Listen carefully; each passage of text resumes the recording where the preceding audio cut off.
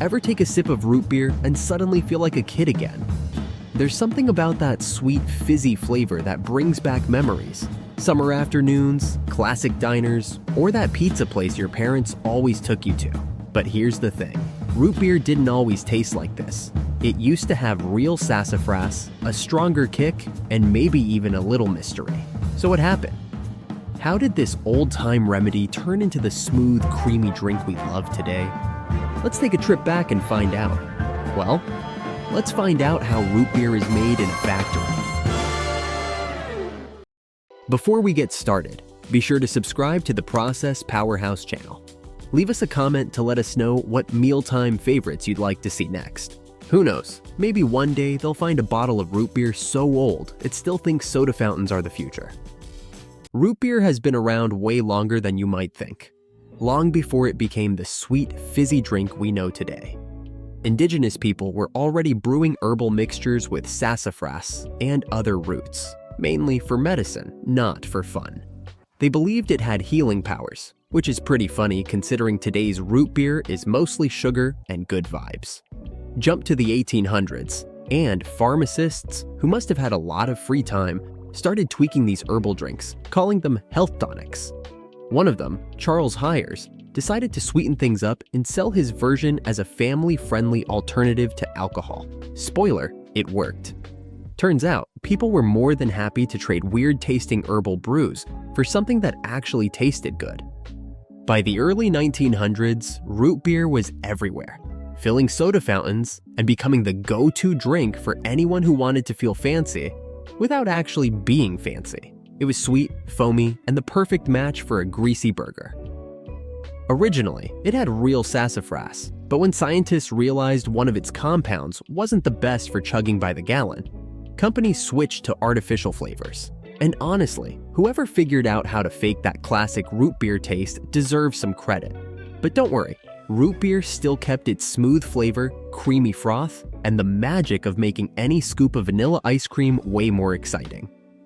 Whether you drink it from a can, a frosty mug, or over a big scoop of ice cream, you're tasting a little piece of history. A bubbly, slightly quirky, and totally delicious history. And in a world full of fancy, complicated drinks, there's something comforting about a classic root beer. Simple, sweet, and packed with nostalgia. But enough history, let's check out how it's made. Before making root beer, factories have to find the best ingredients to create its one-of-a-kind flavor. Unlike other sodas that focus on just one main ingredient, like citrus or cola, root beer gets its smooth, aromatic taste from a mix of extracts, spices, and sweeteners. Each brand has its own recipe, but the basics stay the same: flavor extracts, sweeteners, purified water, and stabilizers. Every ingredient matters. Some add spice, some add sweetness, and others help keep the fizz just right. Using top-quality ingredients is the key to making sure root beer tastes just the way fans love it. One of the key ingredients in root beer is its flavor base, which originally came from sassafras root. Sassafras gave classic root beer its unique, earthy, slightly spicy taste. But in the 1960s, researchers found that saffrol, a natural compound in sassafras, could be harmful in large amounts. Because of this, today's root beer makers use saffrol-free sassafras extract or artificial flavoring to recreate the original taste. Along with sassafras, other ingredients like vanilla, wintergreen, licorice root, nutmeg, and cinnamon are carefully blended to create a smooth, balanced flavor. Some craft root beers take it up a notch by adding birch bark, cloves, or ginger for extra spice, while others use honey, molasses, or maple syrup for a richer, deeper sweetness. The sweetener in root beer is a big part of its flavor and texture. Most big brands use high fructose corn syrup because it's cheaper and lasts longer, making it easier for mass production. But premium and craft root beers often go for pure cane sugar, which gives a more natural sweetness and a smoother taste. Some newer versions even use honey, agave, or stevia to offer different flavors or lower-calorie options. No matter which sweetener is used, it has to be fully dissolved in purified water to spread evenly throughout the drink. Too much or too little sweetness can throw off the flavor, so careful measuring and mixing are key. Besides flavor and sweetness, other ingredients help keep root beer fresh and give it its unique texture. Many recipes use gum acacia or similar thickeners to create a slightly creamy feel, which sets root beer apart from other sodas. Some brands also add natural foaming agents like yucca or quillaya extract to create that classic frothy head when poured into a glass. Every ingredient has to meet strict quality standards to make sure the root beer tastes just as good months later as it did on day one. Carefully choosing these ingredients is the first step in the factory process, where they'll soon be mixed, carbonated, and bottled for people to enjoy. Once all the ingredients are ready, the first big step in making root beer is creating the syrup. This syrup is the concentrated base that gives root beer its signature flavor before being mixed with carbonated water. If the syrup isn't just right, the final drink could end up too weak, too sweet, or too spicy. To get the perfect balance, factories carefully measure, heat, and blend the ingredients. Unlike old-fashioned homemade root beer, which needed slow brewing and steeping, modern factories use high-tech equipment to speed up the process while keeping the flavor consistent. This way, every bottle or can of root beer tastes the same, no matter where it's made. The syrup-making process starts with carefully measuring each ingredient using high-tech digital scales. Even a tiny difference in the amount of extract, sweetener, or spice can change the taste, so factories use automated systems to get the measurements just right. Everything is then mixed in huge stainless steel tanks, some big enough to hold thousands of gallons. These tanks have mechanical paddles that keep the mixture constantly stirring, making sure everything blends evenly and nothing settles at the bottom. Some factories also use vacuum systems to remove air bubbles, keeping the syrup smooth. The goal is to create a perfectly blended, concentrated base that will later be mixed with carbonated water to make the final drink. To mix the flavors properly and keep the syrup smooth, the mixture is gently heated to around 140–180 degrees Fahrenheit. This step helps dissolve the sweeteners, blends the extracts more evenly, and keeps the syrup consistent. But too much heat can ruin the flavor, breaking down delicate ingredients and even giving the syrup a burnt taste. To avoid this, factories use high-tech temperature controls that adjust the heat as needed, making sure the syrup gets just warm enough to enhance the flavor without losing its quality. After heating, the syrup goes through several filters to remove any leftover particles or impurities. Depending on the brand, these filters can be simple mesh screens or more advanced carbon filters. This step makes sure the syrup is smooth, clear, and free of anything that shouldn't be there. Once filtered, the syrup is a rich, flavorful concentrate, ready to be mixed with carbonated water and turned into the fizzy, refreshing root beer people love. Carbonation is what gives root beer its bubbly texture and creamy foam. Unlike still drinks, sodas need just the right amount of CO2 to be fizzy without feeling too sharp. Root beer is specially carbonated to have a smooth, creamy feel, different from the stronger fizz of colas or lemon-lime sodas. To get the perfect bubbles, the carbonation process uses pressure, cooling, and careful mixing to keep the fizz stable. The first step in carbonation is adding pressurized CO2 to the root beer syrup, which is mixed with purified water in a carbonation tank. The CO2 is injected under high pressure, usually between 60–90 psi, forcing tiny bubbles to dissolve into the liquid. These bubbles stay trapped until the bottle or can is open. To keep the fizz from escaping too soon, the mixture is kept cold since colder liquids hold more CO2 than warm ones. Foam is a big part of what makes root beer special. Unlike other sodas, it's meant to have a thick, frothy head when poured, giving it a creamier feel. To help with this, some factories add natural foaming agents like yucca extract or quillaya bark to keep the bubbles stable. They also use a process called deaeration to remove oxygen from the water before carbonation. Too much oxygen can affect the flavor and make the soda go bad faster, so getting rid of it helps keep root beer fresh and tasty. Once the root beer is fizzy and ready, it has to be bottled or canned right away to keep the carbonation from escaping. That fizz is what gives root beer its smooth, bubbly feel, so keeping it locked in is super important. Modern bottling lines move fast. filling thousands of bottles every hour to keep up with demand. The process includes 3 main steps: cleaning the bottles, filling them quickly, and sealing them tightly so the soda stays fresh. Factories use machines to handle most of the work, but human workers also check for mistakes. Even a tiny issue with sealing can lead to flat or leaking root beer, so every step has to be done just right. Before filling, every bottle and can is carefully cleaned with high-temperature steam or a food-safe cleaning solution. This step removes any bacteria or leftover residue that could affect the taste or freshness of the root beer. Even tiny traces from manufacturing or previous batches could change the flavor or shorten its shelf life. The filling happens in a pressurized environment to keep carbonation levels just right and prevent too much foaming. If the pressure isn't controlled, the soda could get too fizzy, leading to uneven fills or flat drinks. Special nozzles pour the exact amount of liquid into each bottle or can, while sensors check the fill levels to make sure every container is just right. Right after filling, bottles are capped with high-speed machines, and cans get airtight aluminum pop-top lids. Some brands use hot fill pasteurization, briefly heating the bottles after sealing to kill bacteria and extend shelf life. This is common for craft or natural root beers without preservatives. Others use preservatives like sodium benzoate or potassium sorbate to keep the soda fresh without heat. Once sealed, the bottles move down the conveyor for labeling, packaging, and shipping. Each one is checked to make sure the seal is tight, the label is in place, and the expiration date is correct.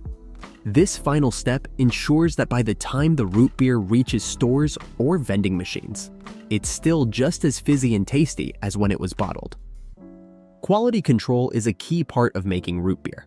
Factories check every batch to make sure it's safe, tastes right, and meets standards before it goes to customers. This includes testing samples, checking flavor, and making sure the product stays fresh over time. One of the first quality checks is batch testing, where random samples are taken from the production line for lab analysis. Experts check sugar levels, acidity, carbonation, and safety. If something is off, the batch may be adjusted or thrown out. Factories also do taste tests, where trained tasters check the flavor, smell, and texture to make sure every bottle meets the standard. Shelf life testing is another important quality check. Root beer samples are stored in different conditions to see how they hold up over time. This helps set the best expiration date and catch problems like flavor changes or losing carbonation. Factories also test shipping conditions by shaking bottles and exposing them to temperature changes to make sure they stay in good shape during transport. If a batch passes all tests, it's cleared for distribution and sent to stores. After the root beer is sealed, it's prepped for shipping. This means labeling, packaging, and organizing deliveries so it reaches stores, vending machines, and restaurants in top shape. Factories use automated systems to label and pack each batch quickly, making sure every bottle or can looks right and meets all regulations. Labels are applied using high-speed machines that wrap each bottle, or can with its brand design. Some use pre-glued labels, while others use shrink-wrap labels that are heat-sealed for a smoother look. Labels include important info like nutrition facts, barcodes, batch numbers, and expiration dates. Quality control cameras check every label to make sure it's placed correctly and easy to read, since mistakes could cause problems in stores. After labeling, bottles and cans are packed into 6-packs, 12-packs, or bigger cases using automated machines.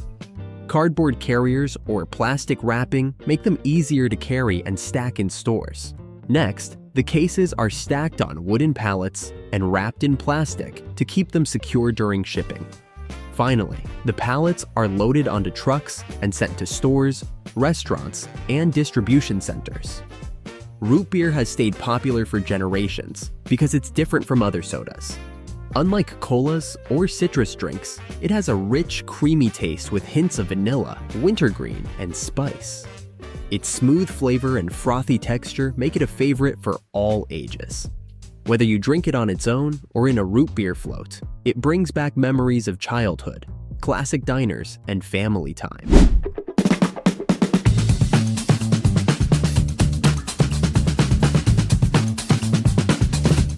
Sugar has been part of our lives for centuries. On breakfast tables, in soda cans, baked into cakes, and sprinkled into just about everything. Today, the world goes through more than 180 million tons of sugar every year, making it one of the most used ingredients on the planet.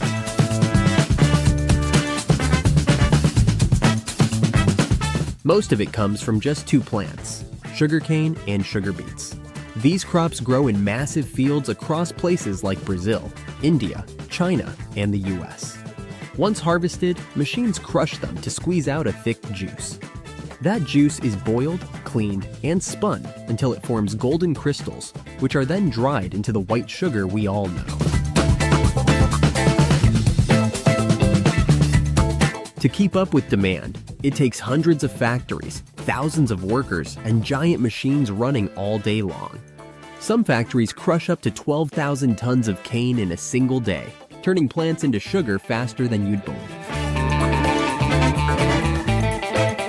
It's one of the busiest food industries in the world, and as you're about to see, there's a lot more behind that bag of sugar than meets the eye. Sugar starts with the raw materials, sugarcane and sugar beet. These two plants are the main sources of sucrose, the sugar that is turned into the crystals we use every day. Sugarcane grows best in warm, sunny areas with lots of water, making places like Brazil, India, and Thailand perfect for it. Once the plants reach about 10 to 15 feet tall, they're ready to be harvested. Farmers can cut the cane by hand using machetes or use machines, which is quicker and cheaper. Sugar beets grow better in cooler climates and are mostly found in places like parts of Europe, the US, and Russia. They are usually harvested in the late fall using large machines that pull the roots from the ground. Once collected, the beets are cleaned well to remove dirt and debris, since any impurities can affect the final sugar. Beets are a good choice in areas where sugarcane doesn't grow and provide a reliable alternative for making sugar. Sugarcane and sugar beets are used to make sugar because they hold a lot of natural sugar inside them. This sugar can be taken out, cleaned, and turned into crystals. Both plants are good at storing energy as sugar, which makes them great for large-scale use. Sugarcane grows better in warm areas and gives more sugar per acre, while sugar beets are important in cooler places. To get the most sugar, it's important to harvest these crops at the right time and move them quickly to the factories. After sugarcane and sugar beets are picked, they need to be taken to the mills quickly to keep their sugar levels high and stop them from going bad. Sugarcane, in particular, goes bad fast, so any delays can mean less sugar is collected. The cane is usually moved by trucks or trains to mills that are close by. Once it gets there, it's unloaded and sent straight to be crushed so the juice can be taken out. Since sugarcane is tough and full of fibers, it's important to process it fast to keep the sugar fresh and get the most out of it. After sugar beets are harvested, they're taken to factories where the sugar is removed. They're usually moved in big trucks, and since beets are tougher than sugarcane, they can handle a bit more travel time. Still, it's important to move them quickly, usually within 48 hours, so they don't lose their sugar. Once they arrive at the factory, the beets are unloaded, washed, and sliced to get them ready for the next step. Moving sugarcane and sugar beets quickly is super important for making good sugar. If there are delays, the plants can lose some of their sugar, which lowers the amount and quality of the final product. Since both crops take up a lot of space, big trucks and lots of planning are needed to move them smoothly. Good transport helps keep the crops fresh, reduces waste, and makes sure the factories get the best raw materials for sugar making. The next step is getting the sugar out of the plant. For sugarcane, it starts with washing the stalks to get rid of dirt and other stuff. Then, the cane goes through big machines with rollers that crush it and squeeze out the juice. This juice has sugar, water, and a few other things from the plant. To make it cleaner, the juice is filtered to take out bigger bits and fibers. After that, it's moved to tanks, where the heavier stuff settles to the bottom, leaving cleaner juice on top. For sugar beets, the roots are cleaned really well to get rid of dirt and anything that might mess up the sugar. After cleaning, the beets are cut into thin slices or chips to make it easier to pull the sugar out. These slices are then soaked in hot water in a process called diffusion, which helps the sugar come out and mix with the water.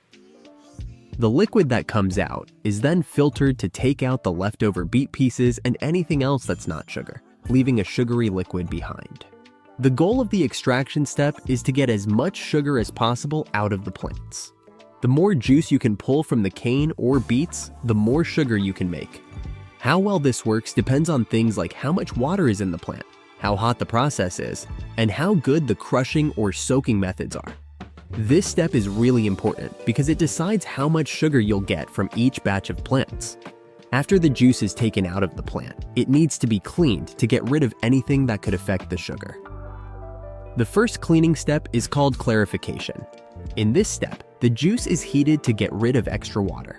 Then, lime, a type of calcium powder, is added to balance the acidity. And sometimes other things like phosphoric acid or carbon dioxide are used to help with cleaning. The lime makes the unwanted stuff, like dirt and proteins, stick together into a thick sludge, which is then removed using filters. What's left is a clean liquid called clarified juice. The next cleaning step is called decantation. In this stage, the clarified juice is left to sit in tanks so any leftover impurities can settle to the bottom. The juice is already pretty clean by now, but it might still have a few things in it that need to be taken out. That's why it's often filtered a few more times, using finer filters to make sure it's as pure as possible. This step helps remove anything that could affect the taste, color, or quality of the sugar, and also makes sure the juice is safe to use. Purifying the juice is very important because anything left in it, like tiny bits of dirt or minerals, can change the color or taste of the final sugar, especially white sugar, which needs to be super clean. Even small amounts of unwanted stuff can make the sugar look off or taste weird. That's why the steps like clarification and filtering are done carefully, to make sure only clean sugar goes into the next part where it turns into crystals. After the juice is cleaned, it goes into the evaporation stage, where most of the water is taken out to make a thick syrup. This syrup still has some sugar and other things in it, so it needs to be boiled even more to start turning into crystals. Special vacuum pans are used to boil the syrup at a lower pressure, which helps the water evaporate faster. The vacuum also stops the sugar from burning, which could make the sugar taste bad. As the syrup thickens, small sugar crystals begin to form. To help more crystals grow, tiny sugar crystals are added to the syrup. This helps control how big the crystals get. The longer the syrup boils, the larger the crystals will be. This step is important for making the sugar the right texture and purity. The goal is to make sugar crystals that are as clean and even as possible to ensure a high-quality product. After boiling, the syrup is cooled, and the sugar crystals are separated from the leftover liquid called molasses in a process called centrifugation. A spinning machine uses force to separate the sugar from the molasses. The sugar crystals are still raw at this stage and need more cleaning, but this is the first step in turning the liquid juice into solid sugar. The crystallization process is an important step in making sugar because it decides how big and pure the sugar crystals will be. After boiling, the syrup is moved into crystallizers, where it cools slowly so bigger crystals can form. The process is carefully controlled to make sure the crystals grow evenly and reach the right size. The longer the syrup cools, the bigger the crystals get, and the more efficient the process becomes. Once the crystals are the right size, they are separated from the leftover syrup using centrifugation. This process spins the mixture quickly to push the syrup to the outside of the drum, leaving the sugar crystals behind. The result is raw sugar, which still has some molasses in it and needs more processing to become the white, refined sugar most people use. Crystallization is important because it changes sugar from a liquid to a solid. The size and purity of the crystals affect how good the final sugar will be. Good crystallization makes sure the sugar is clean, free from impurities, and ready for the next step. Without proper crystallization, the sugar wouldn't meet food standards, and less sugar would be produced. After crystallization, the sugar is still wet and needs to be dried to stop it from clumping and to make it easier to handle. This is done by putting the raw sugar crystals in big dryers that use hot air to remove the moisture. The sugar is stirred and turned in the dryer to make sure all the crystals dry evenly. The perfect moisture level for sugar is about 0.1%, and this needs to be carefully watched during drying to keep the sugar free-flowing and prevent it from soaking up moisture from the air. The drying process also makes sure the sugar won't spoil or clump while it's stored. Too much moisture can cause the sugar to stick together and form lumps, making it hard to package and use. Too little moisture can make the sugar break easily and lose some of its texture and sweetness. The goal is to remove just the right amount of moisture to keep the sugar stable without making it taste bad. After the sugar is dried, it's cooled before being packaged. This helps stop the sugar from taking in moisture from the air while it cools. Drying is an important step in getting the sugar ready, making sure it's stable, easy to store, and ready to move on to the next stage, refining. Not all sugars are refined the same way. Raw sugar, which still has molasses, is usually light brown and has a small molasses taste. To make white sugar, the most common type, the raw sugar has to go through extra steps to clean it and make it into crystals. This process is called refining, and it includes washing the raw sugar crystals with water or a special solution to remove the rest of the molasses. After washing, the raw sugar goes through filters made of activated carbon or bone char to clean it even more by removing color and other impurities. These filters help get rid of any leftover molasses, which could change the sugar's color and taste. The sugar is then turned into crystals again, and any remaining impurities are removed. The refining process makes sure the final sugar is as pure as possible, without any molasses or other things that could affect its taste, texture, or look. Sugar is refined because white sugar is preferred in baking, cooking, and food production for its mild taste, smooth texture, and white color. Removing molasses also gets rid of any bitterness or strong flavors that raw sugar may have. The refining process makes the sugar perfect for many uses, from sweetening drinks to being an ingredient in packaged foods. Once the sugar is refined, it's ready to be packaged for sale. Packaging is important to keep the sugar fresh and safe from dirt. The sugar is measured and weighed before being put into packages of different sizes, depending on the market, from small packets for people to big sacks for factories. The packaging is chosen to protect the sugar from moisture, air, and pests, which can lower its quality.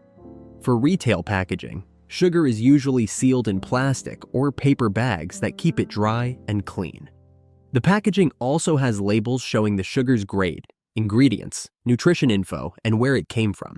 The goal is to make sure the sugar stays safe, easy to store, and easy to transport without losing quality. Packaging not only protects the sugar, but also helps with branding and marketing. The design of the packaging can influence how customers see the product. Whether it's a simple clear bag or a more stylish box, packaging is a way to catch buyers' attention and tell them about the product inside. Sugar is popular because it's flexible and improves the taste of both sweet and savory foods. Whether in coffee, baked goods, or drinks, sugar helps bring out the best flavors. Its easy use, long shelf life, and wide range of uses in cooking, baking, and food production have made it a key product in homes and businesses everywhere. Plus, its ability to mix well with many ingredients has made it a must-have in kitchens. The sugar industry has stayed strong because of the efficient ways it's made and refined. From harvesting sugarcane and sugar beets carefully to the controlled refining and packaging, each step ensures a high-quality product. This consistency has helped sugar stay a top choice for home cooks and big food companies. Also, improvements in packaging have kept sugar fresh and easy to store, making it even more popular. Sugar is popular because it's affordable and easy to find, since it can be mass-produced and shipped worldwide.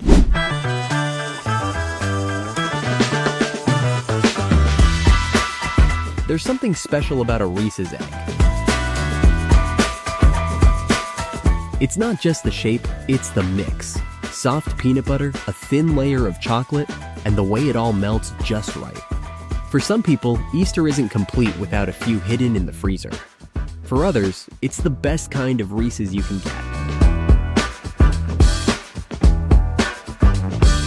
Reese's eggs first came out in the late 1960s. They were made as a fun Easter version of the regular peanut butter cup, but they quickly became a favorite, so popular that people talk about them online, hunt for them in stores, and even try to sell them after they're gone. Today, Reese's makes over 400 million of these eggs every year just for Easter. That's more than one for every person in the US. You'll see them by the checkout, in Easter baskets, or saved away for later like little gold bars. So what makes them so good? What goes on inside the factory to make them taste smoother, softer, and somehow better? Let's take a look inside the Reese's Easter factory, where egg-shaped molds, chocolate machines, and huge peanut butter mixers work together to make one of the most loved treats in candy history. It all starts on farms, mainly in warm, humid areas of the southeastern US, like Georgia, Alabama, Florida, and Mississippi. These states grow runner peanuts, the type Hershey uses for Reese's. These peanuts are chosen because they have a consistent size and a rich, nutty flavor that goes well with chocolate. Farmers plant peanuts in the spring when the weather is warm, and after about 140 to 150 days, they're ready to harvest in the fall.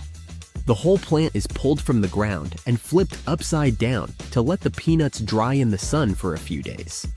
After that, machines separate the peanuts from the pods, making sure only the best peanuts move on to the next step.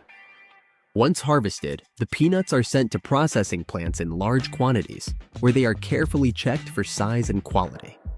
Peanuts that don't meet the standards are thrown away or used for things like animal feed. The good peanuts are shelled and roasted in big ovens. Roasting helps bring out the flavor and reduces moisture, which is important because too much moisture can cause the peanuts to spoil. Drying them out makes the peanuts last longer and helps keep the candy fresh. After roasting, the peanuts are cooled to avoid overcooking and checked for quality. Only the best peanuts move on to be made into Reese's peanut butter. While the peanuts are sourced locally, the chocolate ingredients travel farther. The cocoa beans used in Hershey's chocolate mainly come from West Africa, especially from countries like Ghana and Côte d'Ivoire, where the climate is perfect for growing cocoa. These areas have rich soil and stable weather, allowing cocoa trees to thrive. Farmers harvest the cocoa pods by hand using machetes, cutting them carefully from the trees. After harvesting, the beans are removed from the pods and fermented in large piles or boxes for several days. This fermentation helps develop the strong flavors that give chocolate its taste. Once fermented, the beans are dried in the sun for up to a week.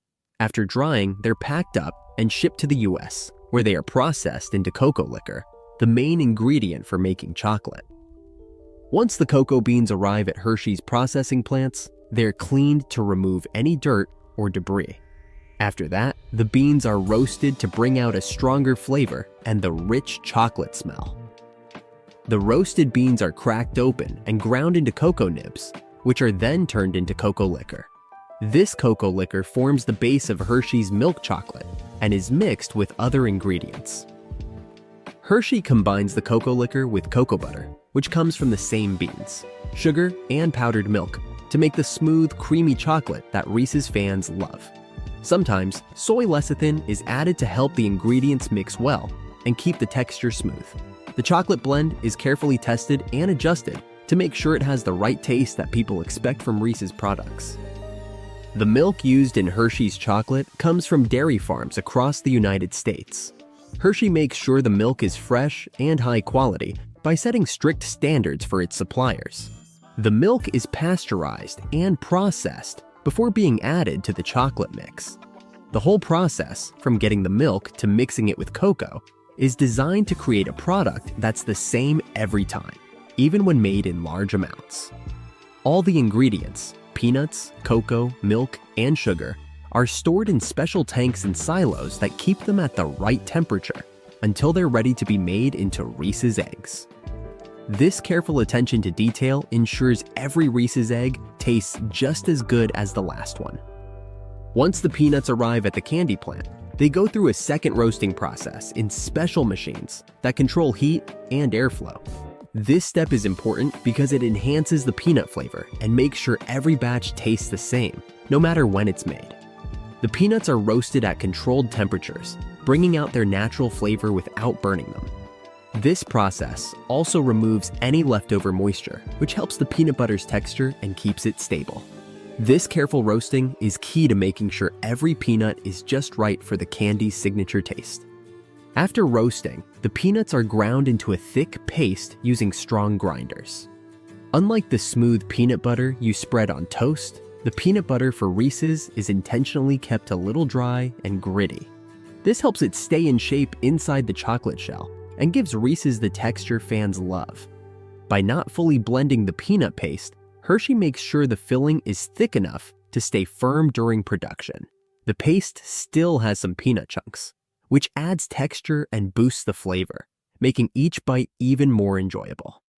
Once the peanuts are ground into paste, it's mixed with other ingredients to make the final peanut butter filling.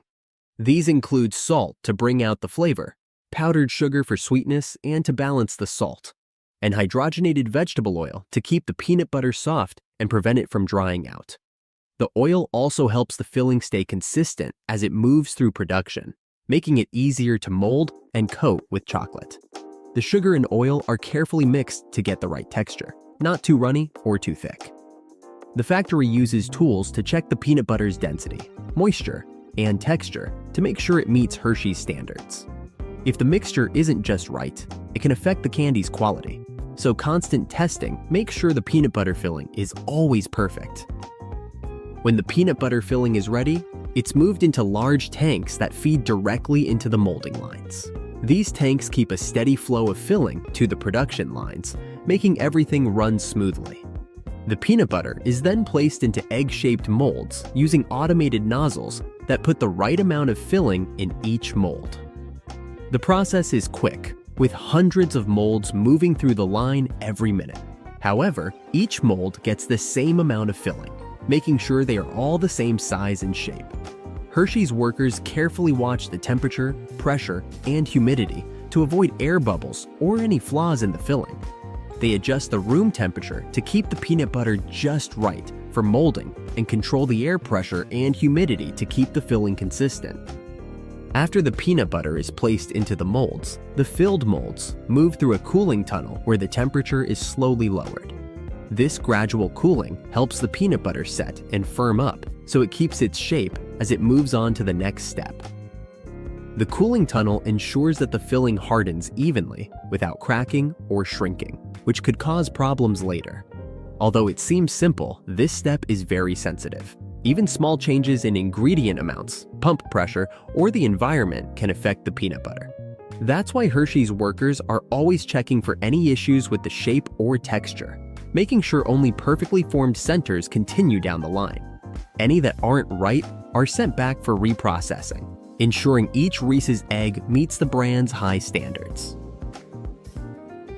The chocolate used to coat the eggs is kept melted in large heated tanks at a steady temperature, usually around 110 degrees Fahrenheit, 43 degrees Celsius. This helps the chocolate flow smoothly and cover the candy evenly. The chocolate is then pumped to enrobing machines, where the peanut butter centers move down a conveyor belt and pass under a curtain of liquid chocolate. This covers the top, sides, and bottom of each egg at once. The process is carefully controlled. Too much chocolate makes the shell too thick, while too little means it won't seal properly, which can affect the candy's look and taste. After the enrobing process, each egg moves onto a vibrating belt that shakes off extra chocolate and smooths out any uneven spots. The vibrations help the egg keep a uniform shape and stop too much chocolate from building up at the bottom.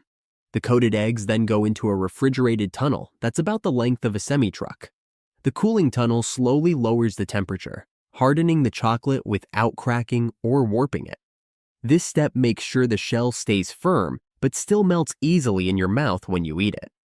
During this stage, quality control is always checking. Visual scanners look for misshapen eggs, coating issues, or anything that might affect how the candy looks. Some lines even use infrared or X-ray machines to find problems inside the chocolate. If there are any issues like air bubbles, cracks, or misaligned centers, the egg is removed from the line. These rejected eggs aren't wasted. They're either recycled into the process or used for animal feed, depending on the factory rules. This helps reduce waste and keeps things running smoothly while making sure the candy stays high quality. The chocolate used for coating is specially made for the enrobing process.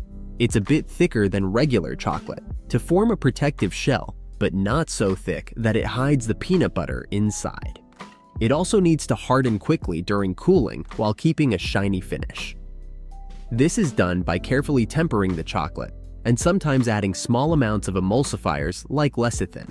The result is a smooth, shiny shell that protects the peanut butter and helps keep the candy fresh until it's eaten, making sure each bite is just as good as the last. This stage of coating is all about getting the heat, timing, and checks just right to create the classic Reese's egg with a smooth, shiny shell and the perfect mix of chocolate and peanut butter. It's what makes Reese's eggs such a favorite treat for so many. Once the eggs are fully coated and cooled, they go through fast wrapping machines. These machines take foil from big rolls, cut it to the right size, and wrap it tightly around each egg. The foil protects the candy from light, air, and moisture to keep it fresh. The bright orange and yellow foil also makes Reese's eggs easy to spot on store shelves, which helps boost seasonal sales. Wrapping happens very quickly, up to 300 eggs per minute. Sensors check each egg's position to make sure the foil is centered and tight. If an egg is too warm or misshapen, it might tear the foil or wrap wrong. So both machines and workers keep track of temperature and alignment. Any eggs that are wrapped badly are taken off the line and either fixed or recycled. This careful checking makes sure every egg that goes to the store looks neat and attractive. After wrapping, the eggs are sorted into packaging lines. Some are put in small plastic trays unboxed for individual sale, while others go into larger seasonal displays for stores. These displays are often decorated with bunnies, flowers, or pastel colors, and are designed to fit well in special store spots like checkout areas.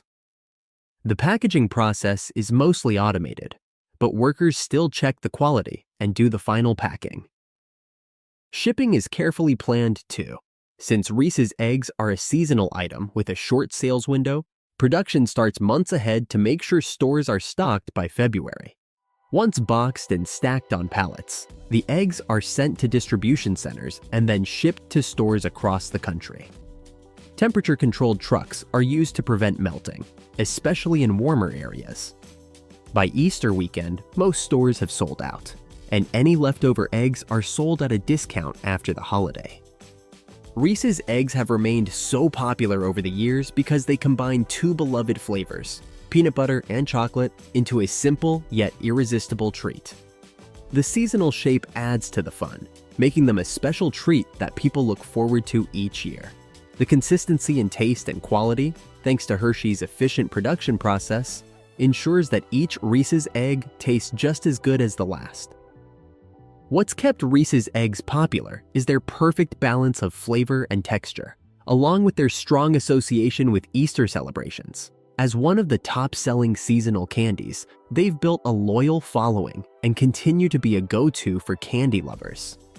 Hershey's ability to maintain high production standards while meeting massive demand has allowed Reese's eggs to stay a favorite year after year, solidifying their place in candy history.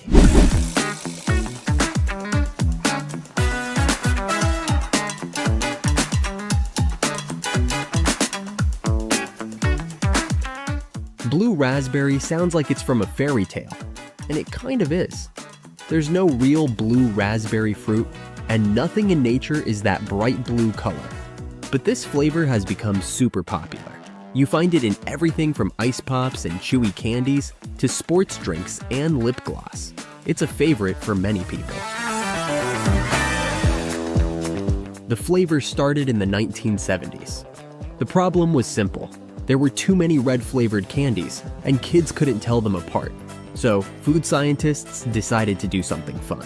They turned raspberry flavor bright blue. It was bold, tangy, and really stood out. People loved it, and it quickly became a big deal in the candy world. Making blue raspberry isn't easy though. Each batch needs about 10,000 gallons of ingredients mixed in huge factories. They use science and careful measurements to get that special taste.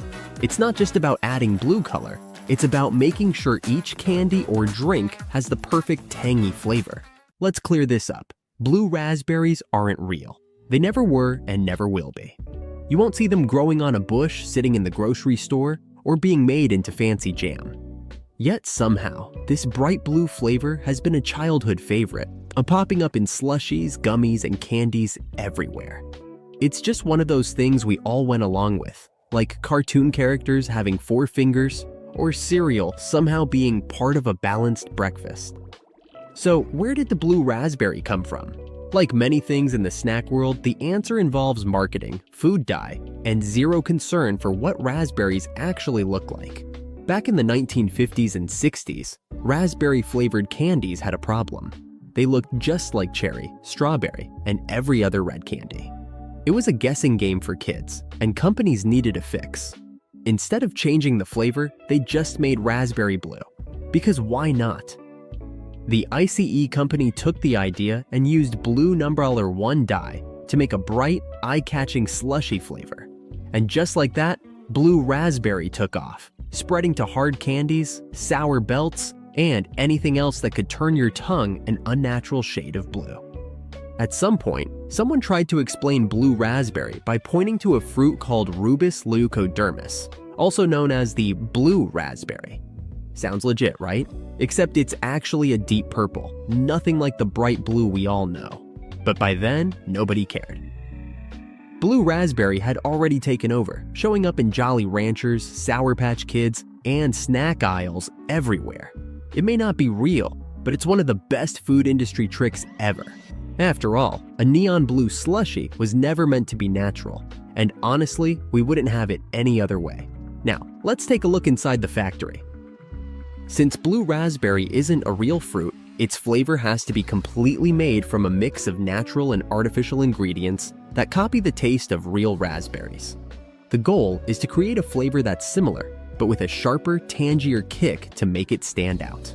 This is done in flavor labs, where experts carefully mix and test different ingredients to get the perfect balance of tartness, sweetness, and smell. Real raspberries have hundreds of natural flavor compounds, but blue raspberry is made using just a few key ones to create a stronger, more intense taste.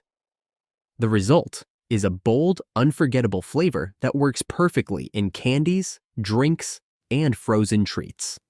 Some key ingredients in blue raspberry flavoring include isoamyl acetate, which gives a sweet, banana-like smell, and ethyl butyrate, which adds a juicy, candy-like taste. To make it tangy, citric acid and malic acid are added, both naturally found in fruits like lemons, apples, and real raspberries.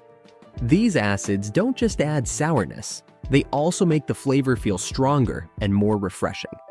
Depending on the product, the formula may be tweaked, with artificial sweeteners like sucralose or aspartame used in sugar-free versions. The right mix of these ingredients keeps blue raspberry bold, flavorful, and impossible to resist, whether it's in a lollipop or an energy drink. The bright blue color of blue raspberry comes from Brilliant Blue, FCF, blue number 1, a synthetic dye used in food worldwide. Unlike natural dyes from fruits or vegetables, blue number 1 stays vibrant even when exposed to light, heat, or acidic ingredients. This is important since blue raspberry products go through different temperatures during storage and shipping. Without this dye, the flavor would still be there, but the eye-catching blue color would be lost, making it way less exciting. Over time, this bold blue shade has become just as important as the taste. People expect blue raspberry to look as intense as it tastes. proving that sometimes a flavor's success is just as much about appearance as it is about flavor. After gathering the ingredients, the next step is making the blue raspberry flavor concentrate, which is used in slushies, sodas, syrups, and candies. This happens in food labs, where chemists carefully measure and mix flavor compounds in exact amounts. Since blue raspberry has a unique but familiar taste, keeping it consistent is important.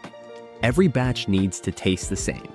Even a small change in acidity or sweetness can throw off the flavor, so manufacturers use advanced tools to check for accuracy. Techniques like gas chromatography and mass spectrometry help break down and analyze the chemical makeup of each batch, ensuring it matches the exact flavor people expect. Getting the right balance of acidity and sweetness in blue raspberry is tricky. Too much citric acid makes it too sour, while too little makes it taste dull. To keep it just right, manufacturers use pH testing to check acidity levels. Trained taste testers also sample batches to catch any small changes in flavor. These experts can tell if a batch has the right fruity smell, tartness, and sweetness before it goes into full production. Some companies even bring in regular consumers to taste test small samples and give feedback, making sure the final product matches what people love. Getting the right shade of blue is just as important as the flavor. People often associate color with taste, so if the blue looks off, they might think something is wrong, even if it isn't. To keep it consistent, manufacturers use special tools to measure the exact shade and make sure every batch looks the same. If the color isn't bright enough, they adjust the pH level or dye concentration. This attention to detail ensures that whether you're sipping a soda, enjoying a slushie, or eating a candy, it always has that same bold blue color and tangy taste you expect. Once the blue raspberry flavor is perfected, it's time for mass production, where it gets added to candies, drinks, and syrups. The process is different for each product, requiring special machines, careful timing, and strict temperature control to get the right texture and taste. Even small changes in temperature or mixing speed can affect the final result, so factories use computer systems to keep everything consistent. Quality control teams regularly test samples to make sure every batch has the right flavor, color, and texture before it moves on. For candies and gummies, production starts by heating sugar, corn syrup, and water in large kettles until it turns into a thick, clear syrup at over 300 degrees Fahrenheit, 150 degrees Celsius.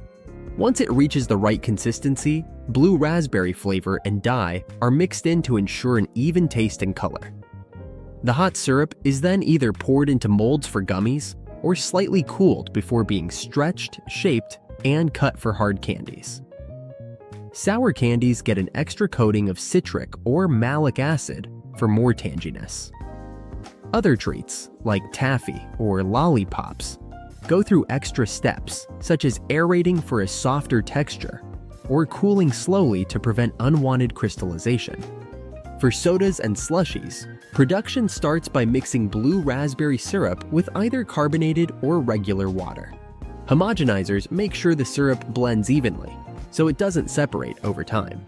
In sodas, carbonation levels are carefully adjusted to keep the right amount of fizz. Slushies go through freezing machines with rotating blades that break the liquid into tiny ice crystals, giving them their signature semi-frozen texture. The consistency has to be just right. Too much ice makes it too thick, while too little makes it melt too fast. For syrups and liquid concentrates, blue raspberry flavoring is mixed with high fructose corn syrup or artificial sweeteners to create a thick, long-lasting mixture. To keep it fresh, the syrup is heated to kill bacteria and mold, then quickly cooled and stored in bulk containers. It's then shipped to fast food chains, convenience stores, and drink makers.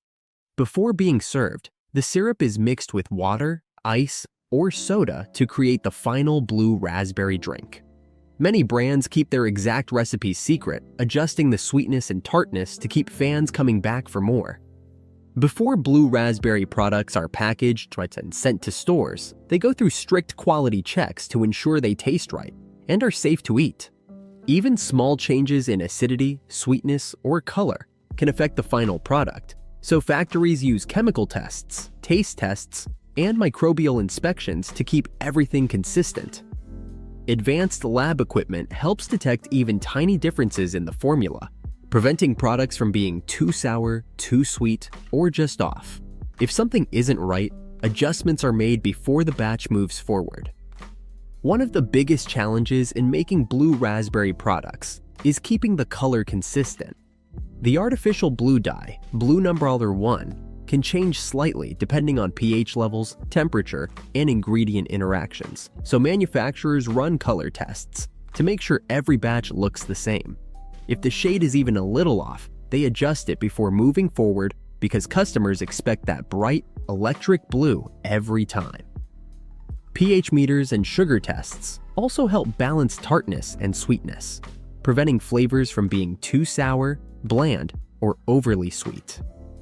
Some companies even do blind taste tests with experts or regular consumers to make sure the final product looks and tastes just right. Keeping blue raspberry products safe from bacteria and mold is a key part of quality control. Since these treats often contain sugar or syrup, they can spoil if not handled properly. To prevent this, factories use pasteurization, sterile filling, and airtight packaging. Random samples from each batch are tested for harmful bacteria like Salmonella, Listeria, and E. coli to make sure they're completely safe to eat. Even the packaging is checked to ensure it's sealed correctly and won't cause leaks or spoilage. If anything fails these tests, the entire batch is either fixed or thrown out, making sure every blue raspberry treat is both tasty and safe. After passing quality checks, blue raspberry products move to packaging, where they're sealed, labeled, and prepped for shipping. The packaging depends on the product. Candies go in plastic or foil, drinks are bottled or canned, and syrups are stored in large containers for restaurants and soda machines. Packaging keeps the product fresh, tasty, and looking good. The process is mostly automated, with robotic arms, conveyor belts, and fast wrapping machines handling thousands of units per hour to keep up with demand. Airtight packaging is key to keeping blue raspberry products fresh and safe. Moisture-proof wrappers stop gummies and hard candies from getting sticky or melting, while temperature control keeps them from getting too soft or hard. Drinks need sterile bottling to keep their fizz and flavor. Slushy syrups and soda concentrates are sealed in large pouches or jugs and sent to fast food spots, gas stations, and amusement parks, where they're mixed with ice and water. Some companies also use vacuum-sealed containers to keep products fresher for longer. Labels on blue raspberry products follow strict rules, especially since they contain artificial dyes and sweeteners. They list all ingredients, nutrition facts, and allergens so customers know what they're getting.